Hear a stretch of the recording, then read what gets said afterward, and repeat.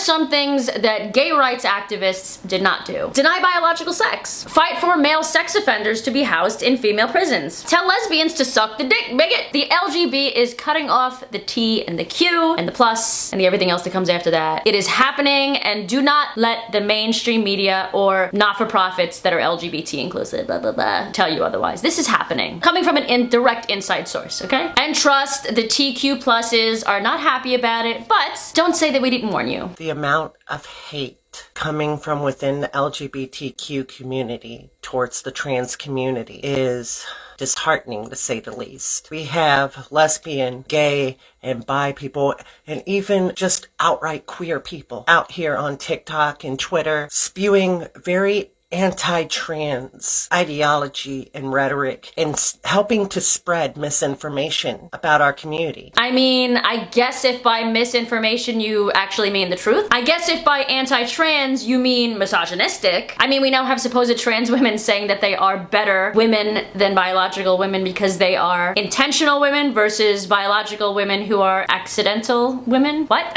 Supposed trans women also actively taking biological women's spaces away. I mean, I guess if by misinformation you mean not-for-profits literally straight up lying to their following to continue to get donations, telling us all the supposed states in the United States that we are now in danger. The Human Rights Campaign posted this tweet saying, "For the first time ever, we're declaring a national state of emergency as LGBTQ plus Americans face extremist attempts to roll back our rights. It's more important than ever we have the necessary resources to stay safe no matter where we are." Know before you go. We need to unify. As a reminder to these people, it was trans women of color that made it possible for you to be out. It was trans women of color who fought. Okay, so this is misinformation that you are claiming that we spread, but it's majority of you guys that are actually spreading the misinformation. Trans women of color did not start the LGBT pride riots. I've spoken about this in a video where I talked about LGBT pride and history. You click the link in the description below to watch that. So to you anti-trans people within the alphabet mafia, I say this. Shame on you. Shame on you, because if you think for a second they're gonna stop with the trans community, you're wrong. You are very wrong.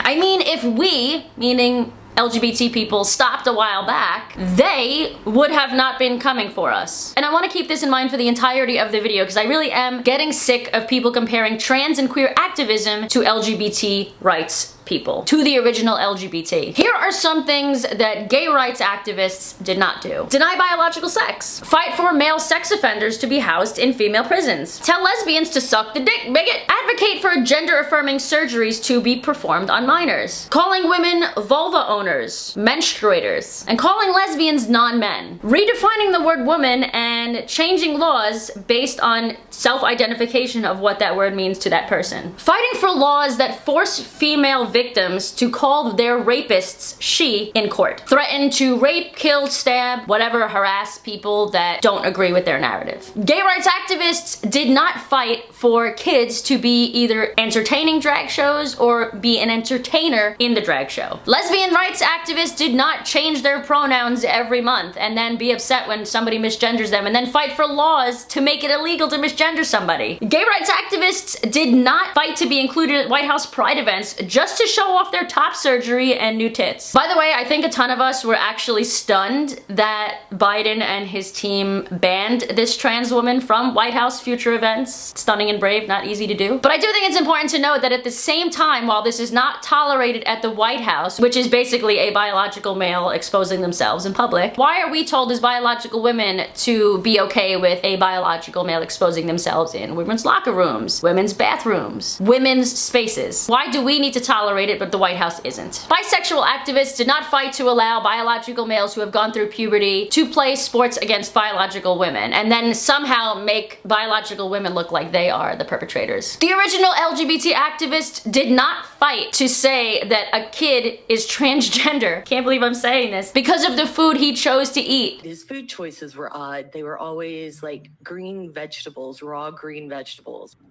All of those things, once we figured out that he was transgender when he came to us and told us, pattern of everything that he had experienced as a child, including eating green vegetables because that boosts testosterone, were just methods of... First off, I have no idea if it's true, but most importantly, the kid had no idea it was true.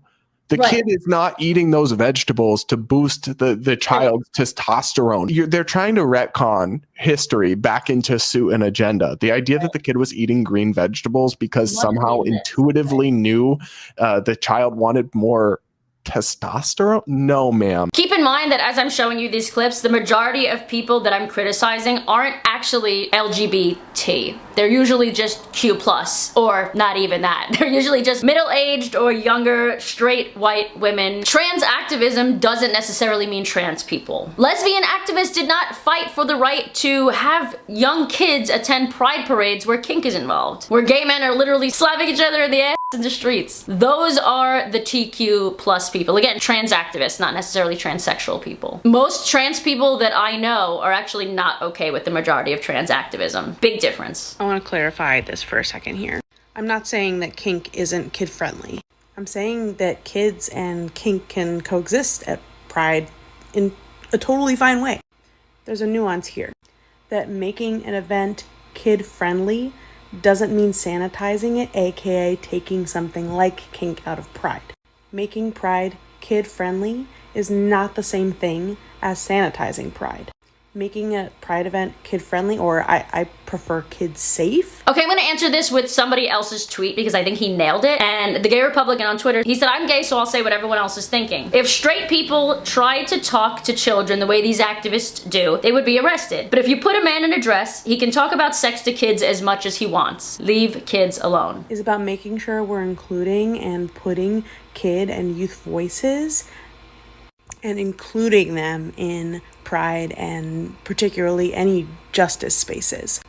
Kids and youth voices are vital to justice movements because they are a vulnerable and marginalized group on their own, which includes their intersecting identities and oppressions. Easy. Have two separate events. Have family pride during the day and have pride after dark at night. They did it in Barcelona and Madrid for World Pride and it was fantastic. In other news, queer kid stuff is back, and it's worse than ever. For educators, you are the vanguard of this work. Most kids spend more time in classrooms than they do at home, but you already know that. You know the power you have over small minds, and you understand the responsibility that comes with it, or at least I hope you do. If you've been nervous about bringing LGBTQ+ and social justice work into your classroom, no matter your subject or personal identity, I hope this book gives you courage. I mean, this person is correct. Most of the time that kids spend is in the classroom. But I think it's interesting that this person also said the quiet part out loud, which is integrating social justice and LGBT causes into everyday curriculum, which should not be the case. Gay, lesbian, bisexual, and transgender and actual transgender people did not fight for this. This is actively the Q+. And again, most LGBT original activists are not okay with any of this. Here are some of the replies to the earlier HRC tweet that I talked about. Hashtag LGB without the TQ, hashtag sex not gender, hashtag not alphabet soup. Somebody said, fixed it for you. Most of us bigoted gays in the lesbian and gay community do not feel this way. This organization no longer represents us. Remove us from your alphabet soup mob. Somebody said, as an average person, I no longer consider the LGB and the TQA radicals the same movement. You don't deserve that.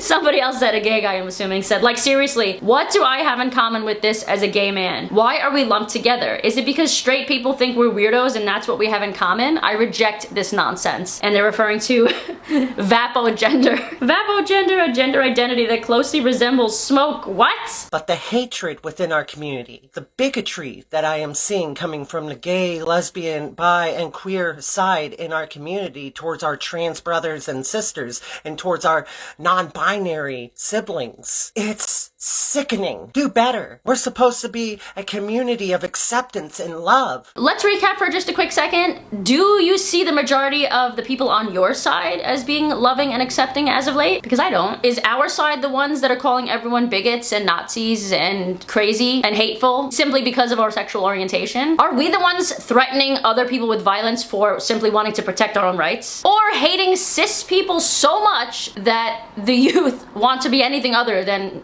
cis straight white people? Are we the ones claiming that gender non-conforming kids, which is a lot of kids these days somehow are transgender and need to transition. Here's what my friend Mina, a trans woman from Brooklyn, had to say about all this, and she does not hold back. I really feel bad. It's like people wonder why the queer community is hated. No one gives a if you're trans or if Nobody cares. no, Here. I don't care if you sew a dick to your neck. Nobody cares. Stay away from the kids. Yep. And don't ever violate the rights of biological women, because that's a Right. big, because So two major things, women and kids, and they came after both. I see a lot of male narcissistic men have literally made a trend and sport out of the suffering, the real suffering of what people like me go through. There's a lot of progressive people out there for wokeism and their clout chasing. And I would say 7 out of 10 kids that come out as trans today aren't trans. A very impressionable child, and I'm using the word child, but that's for collective, all the children out there, boys that want to look pretty for their avatars, and you're seeing all trendy, sporty, they don't even know what they're going, they can't even describe. I'll give them their whole life to describe what I just described to you in an hour and 15 minutes. They don't even know what they're going through. No, and a lot of them just want an easy way out, and they're being told that this is the way to do it. But there you have it. It's not the typical Pride video that I usually post around this time of the year, but it is necessary to take back our community from the woke ideology, not necessarily trans people. Again, big difference. But if you agree, let me know in the comments, or you can just simply click the like button and subscribe to this channel. And I will see you guys back here next Sunday with a brand new video. Until then, I love you. Bye.